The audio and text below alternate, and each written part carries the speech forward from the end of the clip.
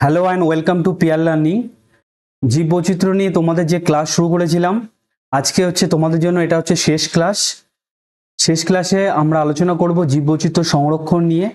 জীববৈচিত্র্য সংরক্ষণের উপায় বা কিভাবে জীববৈচিত্র্য সংরক্ষণ করা যায়, সম্পূর্ণ তথ্য তোমরা এই ভিডিওর মাধ্যমে জানতে পারবে।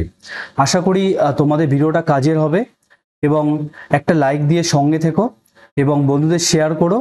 চ্যানেলে যদি তোমরা নতুন হয়ে থাকো, চ্যানেলটাকে অবশ্যই সাবস্ক্রাইব করে দিও। তাহলে দেখো, জীববৈচিত্র্য সংরক্ষণটা কি জিনিস। জীববৈচিত্র্য সংরক্ষণ সুনির্দিষ্ট উপায় অবলম্বন করে বর্তমান প্রজন্মের সুস্থায়ী লাভ ও ভবিষ্যৎ প্রজন্মের চাহিদা পূরণের জন্য পৃথিবীর উদ্ভিদ ও প্রাণী প্রজাতির রক্ষণাবেক্ষণ, বিজ্ঞানসম্মত ব্যবহার ও পুনরুদ্ধার কাজকে জীববৈচিত্র্য সংরক্ষণ বলে। অর্থাৎ তোমরা বুঝতেই পারছো যে জীববৈচিত্র্য সংরক্ষণ এমন হবে যে বর্তমান প্রজন্মের উন্নতি হবে এবং তার সাথে সাথে ভবিষ্যৎ প্রজন্মের চাহিদা পূরণ বা ভবিষ্যৎ প্রজন্মের জন্য সেই জীবটা যে প্রাকৃতিক পরিবেশে সঠিকভাবে থাকে বা প্রাকৃতিক পরিবেশে সেই জীবটার রক্ষণাবেক্ষণ করা, ভবিষ্যৎ প্রজন্মের চাহিদা পূরণের জন্য তার বিজ্ঞানসম্মতভাবে ব্যবহার করা এবং তাকে পুনরুদ্ধারের কাজ, সে হারিয়ে যাচ্ছে তাকে নতুনভাবে পুনরুদ্ধার করা বা বিজ্ঞানসম্মত ব্যবহার। অর্থাৎ কি? অর্থাৎ হচ্ছে তাকে বিজ্ঞানসম্মত ব্যবহার করা, সুনির্দিষ্ট বিজ্ঞানসম্মত তাকে ব্যবহার করে যতটা কম ক্ষয় হয়ে তাকে ব্যবহার করা যায় যাতে পরিবেশে সে থাকে এবং ভবিষ্যৎ প্রজন্মের চাহিদা পূরণ করতে পারে। এটাই হচ্ছে জীববৈচিত্র্য। ঠিক আছে, জিন, প্রজাতি এবং বাস্তুতন্ত্র, এই তিনটি স্তরে জীববৈচিত্র্য সংরক্ষণ করা হলেও মূলত প্রজাতি সংরক্ষণই হচ্ছে প্রধান। ঠিক আছে, প্রজাতি সংরক্ষণ হচ্ছে জীববৈচিত্র্যের হচ্ছে প্রধান। নেক্সট আছে দেখো, জীববৈচিত্র্য সংরক্ষণের কৌশল, অর্থাৎ কিভাবে আমরা জীববৈচিত্র্য সংরক্ষণ করতে পারি। Strategies of conservation of biodiversity. বিগত দশকে দেশীয় সরকার, বহু গবেষক, বৈজ্ঞানিক এবং অর্থ সংস্থা, বিভিন্ন দেশে জীববৈচিত্র্য এবং জৈব সম্পদের গুরুত্ব অবক্ষয় অনুসন্ধান করে তার সংরক্ষণের উদ্যোগী হয়েছে। ঠিক আছে, কিভাবে সংরক্ষণ করা যায়? প্রথমে আছে জাতীয় ভূমি ব্যবহার। জাতীয় ভূমি ব্যবহার অর্থনৈতিক উন্নয়ন এবং পরিবেশগত সম্পদগুলি যথা আবাসস্থল, অরণ্য, উপকূলভূমি, কৃষিক্ষেত্র সংরক্ষণ করতে সুষ্ঠু জাতীয় ভূমি ব্যবহার নীতি নির্ধারণ এবং তার প্রয়োগ করা হয়। তবে অনেক দেশে বিজ্ঞানসম্মত ভূমি ব্যবহার নীতি নেই। অর্থাৎ ভূমি ব্যবহারটা একটা অন্যতম ভাবে জীববৈচিত্র্য সংরক্ষণের একটা কৌশল। ঠিক আছে, আবাসস্থল, অরণ্য, উপকূলভূমি, কৃষিক্ষেত্র সংরক্ষণ এগুলো করতে গেলে সুষ্ঠু জাতীয় ভূমি যে ব্যবহার নীতি, সেটা সরকারিভাবে বা কোনো বেসরকারিভাবে এটা আনা জরুরি একান্তভাবে। ঠিক আছে, কিন্তু বর্তমান সময়ে বহু দেশেই এখনো পর্যন্ত বিজ্ঞানসম্মত ভূমি ব্যবহার নীতি নেই। নেক্সট হচ্ছে সংরক্ষণ পরিকল্পনা।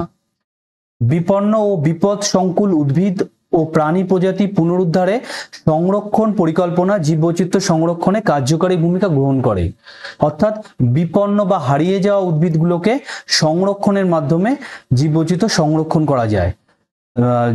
উত্তর আমেরিকা, ইউরোপ এবং রাশিয়াতে বিশ্বের বৃহদায়তন সংরক্ষিত অঞ্চল গড়ে তোলা হয়েছে। নেক্সট আছে সর্বাঙ্গীন পরিকাঠামো প্রস্তুত। বহু সংখ্যক বিচ্ছিন্ন ও ক্ষুদ্রাকার ভূভাগে জীববৈচিত্র্য সংরক্ষণের জন্য সরকারি ও বাণিজ্যিক সংস্থা, জননেতা, জমির মালিক, কৃষি শ্রমিক ইত্যাদি সব স্তরে স্থানীয় মানুষের সহযোগিতায় সর্বাঙ্গীন পরিকাঠামো প্রস্তুত করা প্রয়োজন। অর্থাৎ শুধু সরকারের উপর বা কোনো বেসরকারি সংস্থার উপর বসে থাকলে হবে না, সব ধরনের মানুষ যদি এগিয়ে না আসে তাহলে জীববৈচিত্র্য সংরক্ষণ করা একেবারেই যাবে না। তারপরে আছে 4 নম্বর, ক্ষতিগ্রস্ত ভূদৃশ্যের সংস্কার। মধ্য অক্ষাংশ উপক্রান্তীয় অঞ্চল বিংশ শতকে যেখানে বনভূমি ধ্বংস করে বসতি ও কৃষি জমি গড়ে তোলা হয়েছিল এবং এলাকাটি বাস্তুতান্ত্রিক পরিত্যক্ত ভূমিকে পরিণত হয়, সেখানে নতুন অরণ্য সৃজন করে বাস্তুতান্ত্রিক অলিন্দ গড়ে তুললে ক্ষতিগ্রস্ত ভূদৃশ্যে পরিবর্তন ঘটিয়ে জীববৈচিত্র্য সংরক্ষণ করা যায়। অর্থাৎ যেখানে হচ্ছে বনভূমি ধ্বংস হয়ে গেছে সেখানে নতুন করে বনভূমি সৃজন করা, যাতে জীববৈচিত্র্য নতুনভাবে সংরক্ষণ করা যায়। নেক্সট আছে 5 নম্বর, প্রজাতি এবং বাস্তুতন্ত্র সংরক্ষণ আইন। স্থানীয় এবং জাতীয় আন্তর্জাতিক স্তরে জীব প্রজাতি এবং বাস্তুতন্ত্রের সুরক্ষায় নানা আইন প্রণয়ন এবং তার প্রয়োগের ব্যবস্থা করা হয়েছে। যেমন কি কি আইন প্রণয়ন করা হয়েছে? ভারতে বন্যপ্রাণী সুরক্ষা আইন, যেটা 1972 সালে করা হয়েছে। অরণ্য সংরক্ষণ আইন, এটা হচ্ছে 1980 সালে করা হয়েছে। জীববৈচিত্র্য আইন 2002 সালে। আন্তর্জাতিক ক্ষেত্রে সাইটস, যেটা ফুল ফর্ম কি? Conservation of international trade and endangered species, এটা হচ্ছে 1973 সালে করা হয়েছে। রামসার সম্মেলন 1971, ইউনেস্কোর জীবমণ্ডল সংরক্ষণ প্রকল্প 1971, কিয়োটো প্রোটোকল 2012। অর্থাৎ এই যে প্রোটোকল বা এই যে সম্মেলনগুলো বা এই আইনগুলো প্রজাতি আর বাস্তুতন্ত্র সংরক্ষণে একটা গুরুত্বপূর্ণ ভূমিকা পালন করেছে। নেক্সট আছে হচ্ছে প্রজাতি সংরক্ষণ। বিপন্ন এবং বিপদসংকুল উদ্ভিদ ও প্রাণী প্রজাতি সংরক্ষণ করা জীববৈচিত্র্য রক্ষায় সবচেয়ে কার্যকরী কৌশল।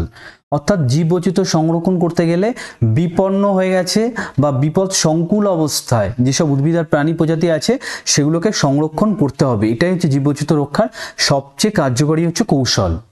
দুটি কৌশলের মাধ্যমে প্রজাতি সংরক্ষণ করা যায়।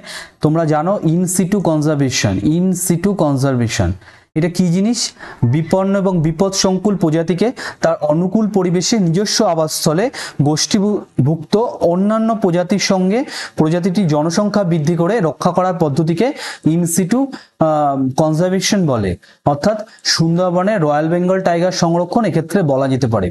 অর্থাৎ ইন সিটু কনজারভেশনে প্রজাতিটিকে যেখানে আছে প্রজাতিটি সেই তার আবাসস্থলেই অন্যান্য যেসব প্রজাতি আছে তার সঙ্গে সে প্রজাতিটিকে জনসংখ্যা বৃদ্ধি করে সংরক্ষণ করার একটা কৌশল হচ্ছে ইন সিটু কনজারভেশন। জীববৈচিত্র্য সংরক্ষণে এটি একটি দীর্ঘমেয়াদী এবং সর্বোৎকৃষ্ট পন্থা। এক্ষেত্রে বিশেষ কিছু অঞ্চলকে সংরক্ষিত অঞ্চল রূপে চিহ্নিত করে তার নিজস্ব প্রাকৃতিক অবস্থায় প্রজাতি, জিন এবং বাস্তুতন্ত্রগত বৈচিত্র্য সুরক্ষিত করা হয় এবং কৃত্রিম বাসস্থানের এক্ষেত্রে কোনো প্রয়োজন হয় না। ঠিক আছে, কৃত্রিম বাসস্থানে এক্ষেত্রে কোনো প্রয়োজন হয় না এবং অনুমতি সাপেক্ষে মানুষ প্রবেশ করতে পারে। খেয়াল রাখবে, ইন সিটু কনজারভেশন যেখানে হয় সেখানে মানুষ হচ্ছে অনুমতি সাপেক্ষে সেখানে প্রবেশ করতে পারে এবং এখানে পর্যটন কেন্দ্র গড়ে তোলা যায়। পদ্ধতি 1985 সালে সংরক্ষিত যে অঞ্চল গুলিকে IUCN 8টি শ্রেণীতে বিভক্ত করেছেন। 8টি শ্রেণী কি কি আছে? 1 নম্বর আছে বিজ্ঞানসম্মত সংরক্ষণ। বিজ্ঞানসম্মত সংরক্ষণ জীবগোষ্ঠী এবং বাস্তুতান্ত্রিক প্রক্রিয়াগুলি অক্ষুণ্ণ রেখে বিজ্ঞান ভিত্তিক পঠন পাঠন, গবেষণা ও পরিবেশের উপর নজরদারি উদ্দেশ্যে এই সংরক্ষিত অঞ্চলগুলিকে কঠোরভাবে নিয়ন্ত্রিত করা হয়। নেক্সট হচ্ছে জাতীয় উদ্যান। বৈজ্ঞানিক গবেষণা, শিক্ষা, বিনোদন, উদ্ভিদ ও প্রাণী প্রজাতি সংরক্ষণের উদ্দেশ্যে গঠিত প্রাকৃতিক জীববৈচিত্র্য সমৃদ্ধ বিশাল আয়তন সংরক্ষিত অঞ্চলগুলিকে জাতীয় উদ্যান বলে। এখানে সম্পদ সংগ্রহ এবং মানুষের হস্তক্ষেপ সম্পূর্ণ নিষিদ্ধ। ঠিক আছে, জাতীয় উদ্যানে হচ্ছে সম্পদ সংগ্রহ এবং মানুষের হস্তক্ষেপ সম্পূর্ণ নিষিদ্ধ। পৃথিবীতে প্রায় 4000টির বেশি এবং ভারতে 106টির বেশি জাতীয় উদ্যান আছে।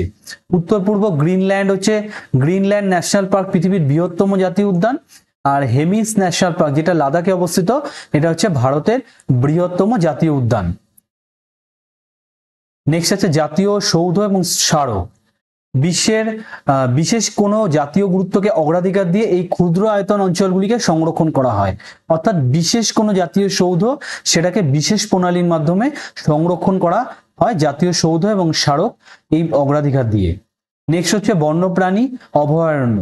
বৈজ্ঞানিক গবেষণা, শিক্ষা, বিনোদন এবং শুধুমাত্র প্রজাতি সংরক্ষণের উদ্দেশ্যে গঠিত প্রাকৃতিক জীববৈচিত্র্য সমৃদ্ধ অপেক্ষিত ছোট সংরক্ষিত অঞ্চলগুলিকে বন্যপ্রাণী অভয়ারণ্য বলে। এখানে নিয়ন্ত্রণের সাথে সম্পদ সংগ্রহ এবং মানুষের হস্তক্ষেপ অনুমোদন করা হয়। অর্থাৎ মানুষের হস্তক্ষেপ নিয়ন্ত্রণ করা হয় এবং মানুষের হস্তক্ষেপ অনুমোদন করা হয়, তবে নিয়ন্ত্রিত সম্পদ সংগ্রহ করার মাধ্যমে মানুষের হস্তক্ষেপ অনুমোদন করা হয়। ভারতে 573টির বেশি বন্যপ্রাণী অভয়ারণ্য আছে। তাহলে বন্যপ্রাণী অভয়ারণ্য তোমাদের জানতে পারলে। তারপরে নেক্সট আছে হচ্ছে সংরক্ষিত ভূদৃশ্য। পরিবেশের ক্ষতি না করে ভূভাগকে স্থানীয় অধিবাসীদের ব্যবহারের অনুমতি দিয়ে জীববৈচিত্র্য সংরক্ষণ করা হয়। অর্থাৎ জীববৈচিত্র্য সংরক্ষণ করা হয়, যে স্থানীয় অধিবাসী আছে তাদের অনুমতি দেওয়া হয় যাতে তারা পরিবেশের ক্ষতি না করে সেই জীববৈচিত্র্যটাকে সংরক্ষণ করতে পারে। নেক্সট আছে সম্পদ সংরক্ষণ অঞ্চল। এই অঞ্চল জাতীয় নীতির সাথে সামঞ্জস্য রেখে নিয়ন্ত্রিতভাবে সম্পদ আহরণ করে জীববৈচিত্র্য সংরক্ষণ করা হয়। নেক্সট আছে জাতীয় জৈব এবং নৃতাত্ত্বিক অঞ্চল। জাতীয় জৈব নৃতাত্ত্বিক অঞ্চল আদি জনগোষ্ঠী তাদের নিজস্ব সমাজ ব্যবস্থা অনুযায়ী সম্পদ আহরণ শিকারের সুযোগ পায়। এখানে জাতীয় আর জৈব আর নৃতাত্ত্বিক অঞ্চলে যেসব আদি জনগোষ্ঠী আছে তাদের যেসব নিজস্ব সমাজ ব্যবস্থা আছে, নিজস্ব সমাজ ব্যবস্থা অনুযায়ী তারা সম্পদ আহরণ বা শিকার তাদের যে সমাজ ব্যবস্থার রীতিনীতি অনুযায়ী আছে তারা সেটার সুযোগ পায়। তারপরে হচ্ছে বহুমুখী ব্যবস্থাপনা অঞ্চল। বহুমুখী ব্যবস্থাপনা অঞ্চল হচ্ছে স্থানীয় জনগোষ্ঠীগুলির সহায়তায় অঞ্চলগুলিকে জল, বন্যপ্রাণী চারণ ক্ষেত্র, কাঠ, মাছ ইত্যাদি সম্পদ উৎপাদন কেন্দ্র, পর্যটন স্থল ইত্যাদি উদ্দেশ্যে ব্যবহার করা হয়। অর্থাৎ বহুমুখী ব্যবহারের উদ্দেশ্যে এই অঞ্চলগুলিকে ব্যবহার করা হয়। নেক্সট দেখো বায়োস্ফিয়ার রিজার্ভটা কি। বায়োস্ফিয়ার রিজার্ভ কম বেশি তোমরা সবাই জানো, অন্তর্দেশীয় এবং উপকূলীয় সামগ্রিক পরিবেশ এবং সমগ্র জীব প্রজাতি সংরক্ষণের উদ্দেশ্যে কতগুলি সমৃদ্ধ জীব প্রজাতি অঞ্চল নিয়ে যে অতি বৃহদাকার জীবমণ্ডল গড়ে তোলা হয় তাকে বায়োস্ফিয়ার রিজার্ভ বলে। 1971 সালে ইউনেস্কো মানুষ ও জীব পরিকল্পনা, জীবমণ্ডল পরিকল্পনা, যেটা হচ্ছে man and biosphere programme MABP, এটা গ্রহণ করেছিল 1971 সালে। 1971 সালে খেয়াল রাখবে MABP প্রোগ্রামটা ইউনেস্কো গ্রহণ করেছিল। এর আওতায় 1975 সালে হচ্ছে সংরক্ষিত জীবমণ্ডল বা বায়োস্ফিয়ার রিজার্ভ এই ধারণাটি হচ্ছে প্রবর্তিত হয়। অর্থাৎ সংরক্ষিত জীবমণ্ডল বা বায়োস্ফিয়ার রিজার্ভ পরিকল্পনাটা 1975 সালে ধারণাটা প্রবর্তিত হয় 1971 সালে MABP বা man and biosphere reserve programme এটা অনুযায়ী।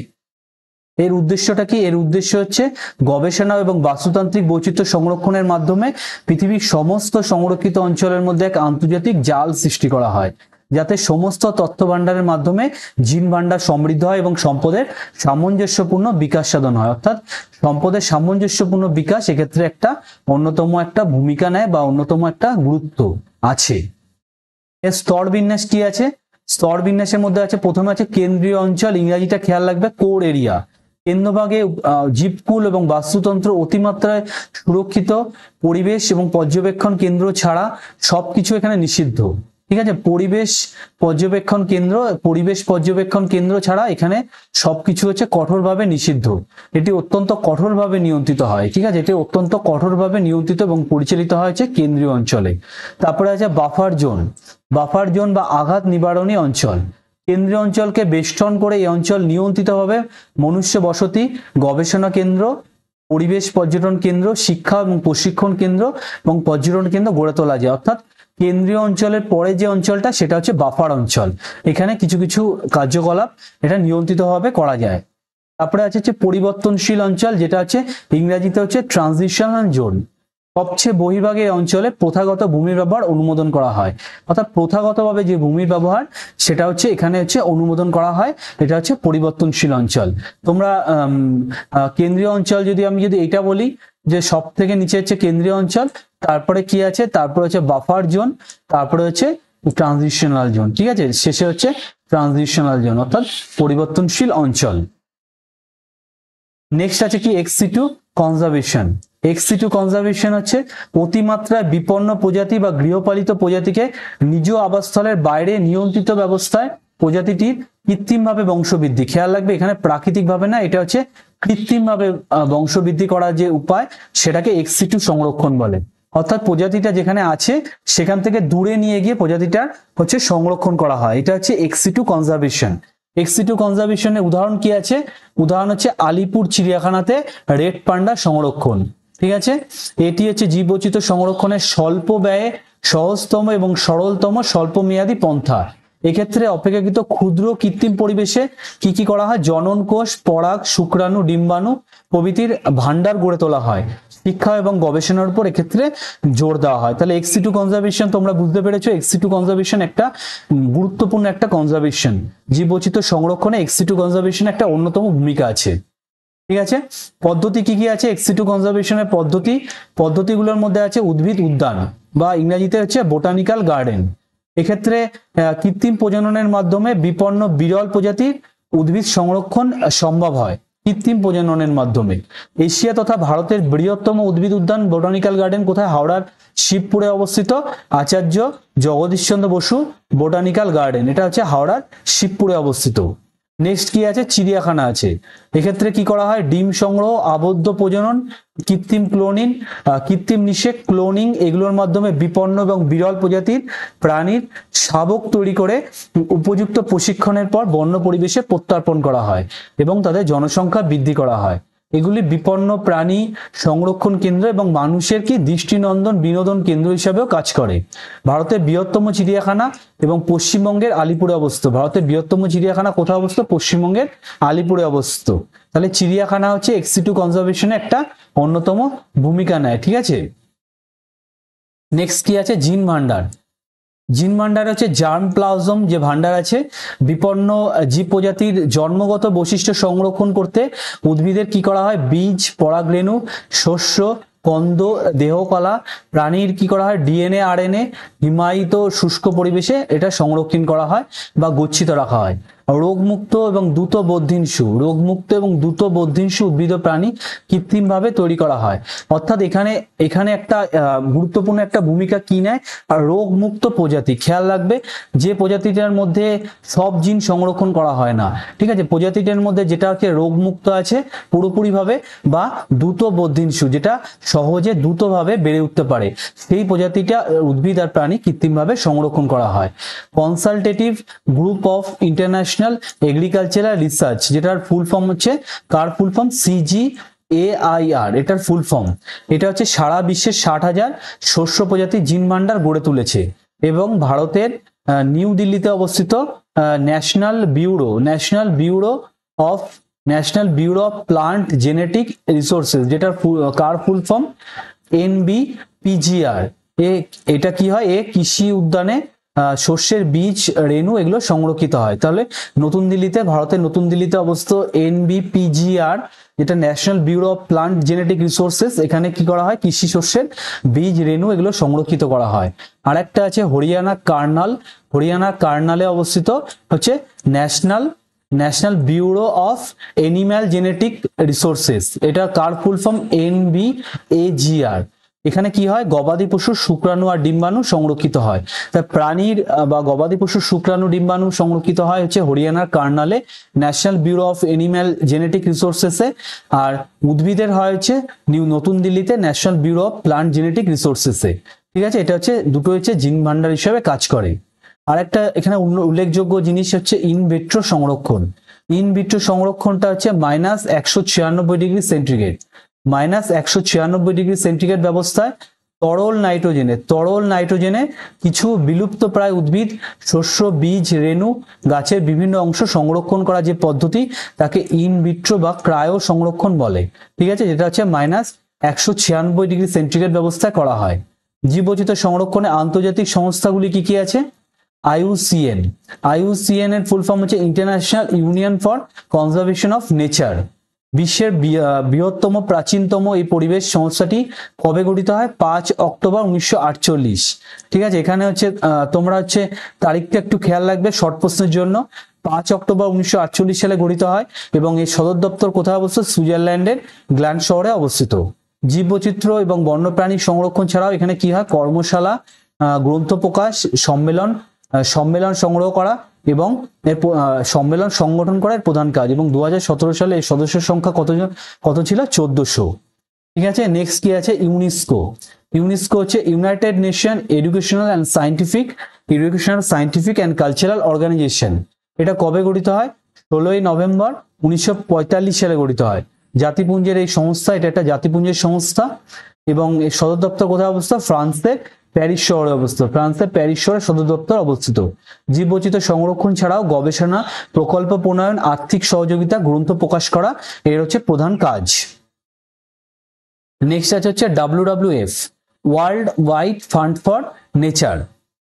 ঠিক আছে, WWF বিশ্বের একটি স্বেচ্ছাসেবী সংস্থা। এটি 1961 সালের 29 এপ্রিল এটি গঠিত হয় এবং এর সদর দপ্তর কোথায় অবস্থিত? সুইজারল্যান্ডের গ্ল্যান্ড শহরে অবস্থিত।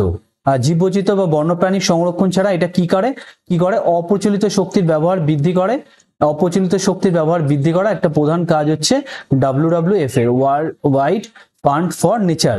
এই ফুল ফর্ম গুলো তোমরা একটু ভালো করে খেয়াল রাখবে, ঠিক আছে। WWF এর লোগো কি আছে? লোগো হচ্ছে জায়ান্ট পান্ডা, ঠিক আছে, নাম হচ্ছে চিচি। আর লোগোটি তৈরি করেন কে? লোগোটি তৈরি করেন স্যার হচ্ছে পিটার স্কট, ঠিক আছে। এটা হচ্ছে জায়ান্ট পান্ডার লোগো, তোমরা দেখে থাকবে। এটা হচ্ছে জায়ান্ট পান্ডার লোগো, যেটা হচ্ছে চীন থেকে নিয়ে আসা হয়েছিল। এর নাম হচ্ছে চিচি। ICSU international council for science, এটি বিশ্বের একটি বিজ্ঞান গবেষণা সংস্থা। এটা কবে গঠিত হয়? 1931 সালে গঠিত হয়। এর সদর দপ্তর কোথায় অবস্থিত? ফ্রান্সের প্যারিসে অবস্থিত, ঠিক আছে। ICSU সদর দপ্তর ফ্রান্সের প্যারিসে অবস্থিত। জীববৈচিত্র্য এবং বন্যপ্রাণী গবেষণা, তথ্য অনুসন্ধান এবং গণসচেতনতা বৃদ্ধি করা হচ্ছে এর প্রধান কাজ। জীববৈচিত্র্য সংরক্ষণের আন্তর্জাতিক কর্মসূচিগুলো কি কি আছে? কি কি আন্তর্জাতিক কর্মসূচি গ্রহণ করা হয়েছে জীববৈচিত্র্য সংরক্ষণে? হচ্ছে দেখো ইউএনইপি ফুল ফর্ম কি? ইউনাইটেড নেশনস এনভায়রনমেন্ট প্রোগ্রাম, ঠিক আছে। ইউনাইটেড নেশনস এনভায়রনমেন্ট প্রোগ্রাম 1972 সালের 5 জুন সুইডেনের স্টকহোমে জাতিপুঞ্জের মহাসম্মেলনে স্থিতিশীল উন্নয়ন এবং জীববৈচিত্র্য সমস্যার সমাধানের উদ্দেশ্যে এটা গঠিত হয়, ইউএনইপি গঠিত হয়। এর সদর দপ্তর কোথায় অবস্থিত? কেনিয়ার নাইরোবি শহরে অবস্থিত, ঠিক আছে। ম্যাপ হচ্ছে the man and the biosphere programme, ঠিক আছে। The man and the biosphere programme map 1971 সালে প্রাকৃতিক সম্পদের দীর্ঘস্থায়ী ব্যবহার, বাস্তুতন্ত্র সংরক্ষণ, পরিচালনা এবং গবেষণার উদ্দেশ্যে ইউনেস্কো মানুষ ও জীবমণ্ডল পরিকল্পনা বা MABP, ঠিক আছে, MABP গ্রহণ করে। এর আওতায় 1975 সালে বায়োস্ফিয়ার রিজার্ভের ধারণা প্রবর্তিত হয়। এটা আমি ক্লাসে তোমাদের আগে বললাম। আমি সাইটস কি জিনিস? সাইটস এর ফুল ফর্ম কি? Conservation on international trade in endangered species for wild fauna and flora. এটা নতুন অ্যাড হয়েছে, ওয়াইল্ড ফনা অ্যান্ড ফ্লোরা, ঠিক আছে। বিশ্বের বিভিন্ন রাষ্ট্রের বিপন্ন বন্য প্রজাতির বাণিজ্য নিষিদ্ধ, অর্থাৎ বিপন্ন যেসব বন্য প্রজাতি আছে তাদের বাণিজ্য যাতে নিষিদ্ধ হয় তার উদ্দেশ্যে 1973 সালে 3রা মার্চ ওয়াশিংটনে যে আন্তর্জাতিক চুক্তি স্বাক্ষরিত হয় তাকে সাইটস বলে। এটি 1975 সালে 1 জুলাই কার্যকারিতা হয় এবং 1976 সালে ভারত এটি বাস্তবায়িত করে, ঠিক আছে। ভারত বাস্তবায়িত করে কবে? 1976 সালে ভারত এই সাইটসটাকে বাস্তবায়িত করে হচ্ছে ভারত। তারপরে আছে UNFCCC, এর ফুল ফর্ম হচ্ছে united nations framework convention on climate change. জাতিপুঞ্জ বিশ্বব্যাপী জলবায়ু পরিবর্তন এবং প্রাকৃতিক বিপর্যয়ের প্রকৃতি কারণ এবং প্রতিরোধে যে কর্মসূচি গ্রহণ করে তাকে UNFCCC বলা হয়। নেক্সট আছে CBD হচ্ছে convention on biological diversity, CBD। জাতিপুঞ্জ জীববৈচিত্র্য বন্যপ্রাণী সংরক্ষণে যে আন্তর্জাতিক চুক্তি স্বাক্ষরিত করে তাকে বলে CBD। 1992 সালে ভারত এই চুক্তিতে স্বাক্ষর করে, ঠিক আছে। এর অধীনে COP যেটা COP16 এর অধীনে 2024-এ 16তম সম্মেলন অনুষ্ঠিত হবে কোথায়? কলম্বিয়াতে। COP16 এর 16তম সম্মেলন 2024-এ হবে। এটা হচ্ছে CBD-র অধীনে হবে, CBD convention on biological diversity. কোপ কি? কোপ হচ্ছে কনফারেন্স অন পার্টিস। এটা 2024 সালে 16তম সম্মেলন হবে হচ্ছে কলম্বিয়াতে, ঠিক আছে। এই ছিল তোমাদের জীববৈচিত্র্য সংরক্ষণের সম্পূর্ণ ক্লাস। তোমাদের ক্লাসটা কেমন লেগেছে তোমরা অবশ্যই কমেন্টের মাধ্যমে জানিও। ভালো লাগলে তোমরা একটা লাইক করতে একদম ভুলো না। তোমাদের লাইক হচ্ছে আমাকে বাড়তি অক্সিজেন যোগায়, নতুন নতুন ক্লাস যাতে আমি এই ধরনের আরো নিয়ে আসতে পারি সেই অক্সিজেন পাই তোমাদের একটা লাইক থেকে, ঠিক আছে। তোমাদের ক্লাসটা দেখার জন্য তোমাদের অনেক অনেক ধন্যবাদ। তোমাদের নেক্সট ক্লাসে তোমাদের সাথে আবার কথা হবে, আবার দেখা হবে নেক্সট ভিডিওতে, ঠিক আছে। আজকে ক্লাসটা এখানে শেষ করছি, ঠিক আছে।